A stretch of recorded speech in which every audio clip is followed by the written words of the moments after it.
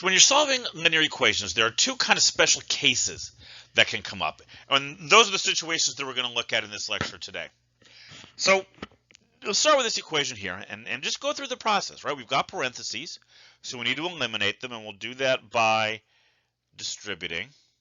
This becomes 3x minus 15 equals, and then over here, we get 3x plus 6. Now, right away, something weird is going to happen. Our next step, if we try to eliminate the variables, if you do the numbers first, that's fine. You're going to end up in the same place, right? Look at what happens. We end up, they cancel on the left, and we get minus 15, and they canceled on the right, and we end up with 6. All the variables went away, and that's what makes this a special case. That's kind of the key thing you're looking for to identify that, hey, something weird just happened. So what do? I mean, okay, something strange happened, but that doesn't get us out of answering the question. Well, look at where we ended up. We ended up with negative 15 equals 6. That is not true. I don't care what value you pick for x, that is not true. So in other words, what we're saying here is that there is no value of x that makes that original equation true, that makes both of the two sides equal if we put that number in there for x. Okay, so how do we say this, right? How do we say our answer?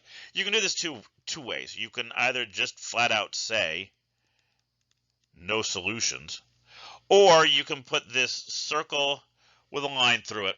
We call it the empty set. Either of those are perfectly good ways to phrase this. You can kind of see, if you look back at this step here, you can kind of see what happened, right? If you take 3x and subtract 15 from it, then you take 3x and add 6 to it. Here you took this and you went down by 15, and here you took it and you went up by 6. There's no way those two things are going to be equal to each other, right? And that's where we ended up for our final answer here. All right, so how about this thing? Very similar, right? We're going to start off the same way, right? Let's start applying our method, trying to solve this. We distribute the negative 2. We get negative 2x plus 10 equals negative 2x plus 10. And again, already it's starting to look a little weird, right?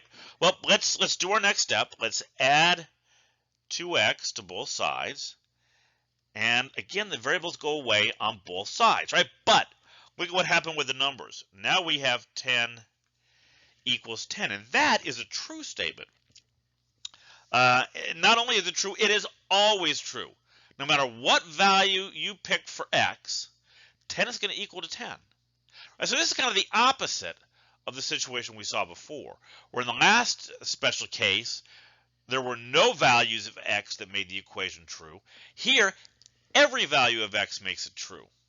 So our answer here, and again, there's two ways you can say this. There's the plain English way. You could say all real numbers, or you can use the math symbol for all real numbers that looks like an R, but with an extra line added. Okay, and again, go back up to this line here. Here, you can kind of see ahead of time what was about to happen. If you put x into the left side, multiply it by negative 2 and add 10, you're going to get the same number as if you do it a second time over on the right. Right? You're doing the same things to both sides, so yeah, you should expect to end up with the same place no matter where you started.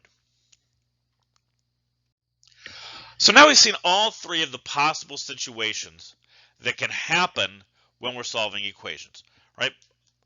Option number 1 is we get one solution. Option 2 is we get 0 solutions. And option 3 is we get infinitely many solutions. That's the all real numbers case. Right, so 3 possibilities.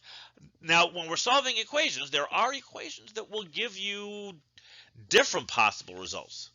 When we talk about quadratic equations and a little ways down the road here, those can have 2 answers. Right, those can actually, they can have 0, 0, 1, or 2. Okay, but we're talking about linear equations. right? Linear equations in one variable. These three possibilities are the only results that we can end up with. Okay, so going forward, what are we going to do in the next lecture?